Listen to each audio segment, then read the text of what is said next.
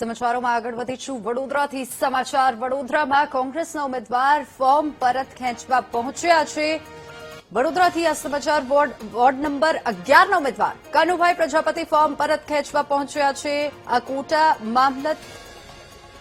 મામલતદાર કચેરીએ અચાનક ફોર્મ પરત ખેંચવા માટે કનુભાઈ ત્યાં પહોંચ્યા અને ફોર્મ પરત ખેંચવા પહોંચતા જ કોંગ્રેસના કાર્યકરોએ હોબાળો મચાવ્યો છે। તો વોર્ડ નંબર 11 માં પણ ઉમેદવાર ત્યાં પરત ખેંચવા માટે ફોર્મ પહોંચી ગયા છે। મામલતદાર કચેરીએ પહોંચ્યા છે। વડોદરામાં કોંગ્રેસના ઉમેદવાર ફોર્મ પરત ખેંચવા માટે પહોંચ્યા છે। જો કે કાલ સુધી એ અસમંજસમાં હતા અને તમામને અજ્ઞાતવાસ પર લઈ જવામાં આવ્યા હતા। જો કે એક બાદ એક હજુ તસવીરો સ્પષ્ટ થવાની બાકી છે। આજે ફોર્મ પરત ખેંચવાનો અંતિમ દિવસ છે અને વોર્ડ નંબર 11 ની આપ આ તસવીરો જોઈ રહ્યા છો। વડોદરાથી આ તસવીરો સામે આવી રહી છે।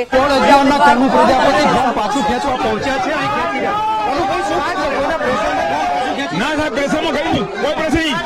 સમાજનું લીડર છું, બરાબર, સમાજના લીડરે મારા હામ અમે ટકાવે નહીં। ચલો, સમાજના એ પ્રમુખ છે, હું પ્રમુખ છું। તમારું ફોર્મ કેવી રીતે ભરાયું? ભરાયું પ્રેશર નહીં, આમાં ફોર્મ કેવું ભરાયું? મેં ટિકિટ માગી જ નથી। મારી ટિકિટ માગે છે। કનુ પ્રજાપતિ અત્યારે અંદર જઈ રહ્યા છે। આપ આ જોઈ રહ્યા છો કે એમને મામલતદાર કચેરીએ રોકવામાં આવ્યા। મને ટિકિટ આપવામાં આવી હતી। મેં એવું કહ્યું 10માં ટિકિટ આપો, એ લોકો 11માં મારા લીડર પ્રમુખ વિશ્વમાં હતા, હું પ્રમુખ છું। હા મેં જગાય નહીં, હા મેં ગયા હતા, ખોટા વિવાદમાં મને ફસાયું છે।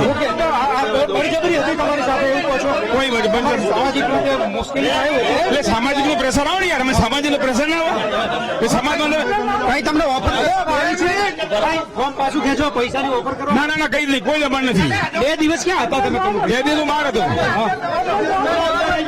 કનુભાઈ કહી રહ્યા છે કે મને બળજબરીથી ફોર્મ આપવામાં આવ્યું। આપ આ જોઈ રહ્યા છો, અહીંથી અંદર દરવાજો બંધ। મેં ટિકિટ માગી નથી, એ લોકો આપવામાં આવી હતી। મેં ટિકિટ નહીં માગી। તમારું ફોર્મ એમને ભરાઈ ગયું? હા, મેં 10માં માગી, જો તમારે ટિકિટ આપી હતી 10માં આપો, બાકી 11માં મને આપો।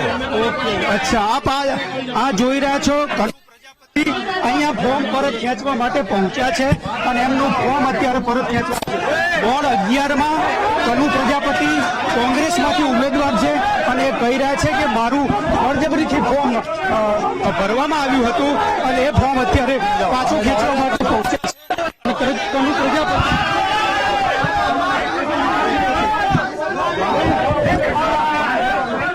મારે ઓબાળો અત્યારે થઈ રહ્યો છે।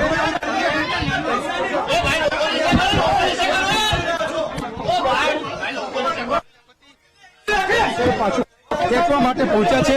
કોંગ્રેસના લોકોએ ભારે હોબાળો મચાવ્યો છે કારણ કે અત્યારે આ ફોર્મ પાછું ખેંચવા માટે કનુ પ્રજાપતિ પહોંચ્યા છે ત્યારે મામલતદાર કચેરી ચૂંટણી અધિકારી પાસે ભારે હોબાળો। તો વડોદરામાં રાજકીય ગરમાવો તેજ બનતો જઈ રહ્યો છે। કોંગ્રેસના ઉમેદવાર કનુભાઈ પ્રજાપતિ આજે વોર્ડ નંબર 11 માટેનું પોતાનું ઉમેદવારી ફોર્મ પરત ખેંચવા આ કોટા મામલતદાર કચેરીએ પહોંચ્યા અને આ ઘટનાને પગલે કોંગ્રેસ કાર્યકરોમાં ભારે રોષ જોવા મળ્યો અને કચેરી પરિસરમાં જોરદાર હોબાળો મચ્યો। પરિસ્થિતિ તંગ બનતા તાત્કાલિક મોટી સંખ્યામાં ત્યાં પરિસ્થિતિને કાબુ લેવા માટે ત્યાંના કાર્યકરો જે છે તે પણ મથામણ કરી રહ્યા છે। પરંતુ જે તસવીરો સામે આવી રહી છે, કાર્યકરોમાં એક રોષની લાગણી જોવા મળી રહી છે। કનુભાઈ પ્રજાપતિ ફોર્મ પરત ખેંચવા ત્યાં પહોંચ્યા તે બાદની આ તસવીરો આપ જોઈ રહ્યા છો। તો આપણી સાથે વધુ વિગતો સાથે સંવાદદાતા માનુ ચાવડા લાઈવ જોડાઈ ગયા છે। જી માનુ, ત્યાંની પરિસ્થિતિ ખૂબ તંગ બની ગઈ છે કારણ કે હોબાળો જોવા મળી રહ્યો છે, કાર્યક્રમમાં ગુસ્સો જોવા મળી રહ્યો છે કારણ કે કનુભાઈ પ્રજાપતિ ત્યાં વોર્ડ નંબર 11 માંથી પોતાનું ફોર્મ ઉમેદવારી પત્ર પરત ખેંચવા પહોંચ્યા। વોર્ડ 11 ના કોંગ્રેસના ઉમેદવાર 2 દિવસથી લાપતા હતા। કનુ પ્રજાપતિ અત્યારે ફોર્મ પાછું ખેંચવા પહોંચ્યા ત્યારે આપ આ દ્રશ્યો જોઈ રહ્યા છો કે અહીંથી અત્યારે કોંગ્રેસના કાર્યકર્તાઓ છે હોબાળો મચાવી રહ્યા છે। બાપુ, શું કહો છો? આ પદ્ધતિ અત્યારે અપહરણ કરીને એને લઈ આવવામાં આવ્યો છે, એમાં સરકારી તંત્ર પૂરું કામે લાગ્યું લાગી ગયું છે અને આજ પ્રજાપતિ સમાજના અમુક દલાલો લોકશાહીની અંદર અહીંયા પહોંચ્યા છે. આપ જોઈ રહ્યા છો કે ભારે હોબાળો છે કરવામાં આવી રહ્યો છે. અત્યારે હાલ અહીંયા ઉમેદવાર અંદર છે. કોંગ્રેસ પ્રમુખ પહોંચ્યા છે અને જે રીતે ઉમેદવારને પ્રેશર કરી અને અહીંયા લાવવામાં આવ્યો છે અને એને લઈને જ અત્યારે કોંગ્રેસના જે નેતાઓ છે એ પણ પહોંચ્યા છે અને ભારે હોબાળો છે અહીંયા કરવામાં આવી રહ્યો છે. આપ આ દ્રશ્યો સીધા જોઈ રહ્યા છો. પોલીસ સાથે સીધું ઘર્ષણ થઈ રહ્યું છે કારણ કે જે રીતે જે ઉમેદવારને લાવવામાં આવ્યા છે કોંગ્રેસનો આક્ષેપ છે કે બળજબરીથી ધાક ધમકીથી અહીંયા ઉમેદવારને લાવવામાં આવ્યા છે અને એના કારણે જ અત્યારે આ સ્થિતિ સર્જાઈ છે. આપણે વાત કરીએ છીએ કોંગ્રેસના આગેવાન છે એમની સાથે પણ.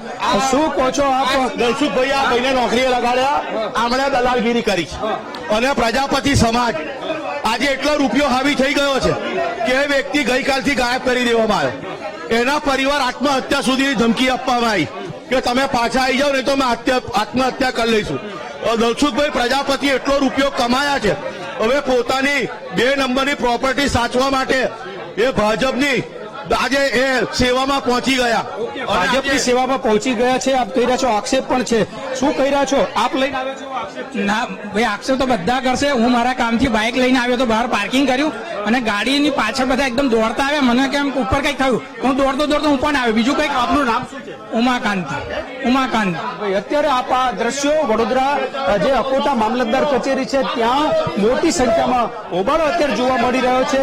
આખી સ્થિતિ એવી સર્જાઈ છે કે જે રીતે કોંગ્રેસના ઉમેદવાર હતા કનુભાઈ પ્રજાપતિ, છેલ્લા 2 દિવસથી કનુભાઈ પ્રજાપતિ સંપર્ક વિહોણા હતા. અત્યારે એમને લઈને અહીંયા લાવવામાં આવ્યા ત્યારે એ ફોર્મ પરત ખેંચવા માટે અંદર પહોંચ્યા છે. કનુભાઈએ કહ્યું છે કે મને બળજબરીથી ફોર્મ ભરાવડાયું હતું, મારે સમાજમાં વિખવાદ ન થાય એના માટે થઈને હું ફોર્મ પાછું ખેંચી રહ્યો છું. જે રીતે આ ફોર્મ પાછું ખેંચવાની આખી પ્રક્રિયા અને નાટક થયું છે. એક બેઠક ભાજપની બિનહરીફ થાય એવી સ્થિતિ સર્જાઈ છે અત્યારે હાલ તો. અને કનુ પ્રજાપતિ ચૂંટણી અધિકારી પાસે પોતાનું ઉમેદવારી પત્ર છે પરત ખેંચવા માટે પહોંચ્યા છે. જી વિનય. જી બિલકુલ, માનો આભાર સમગ્ર માહિતી બદલ.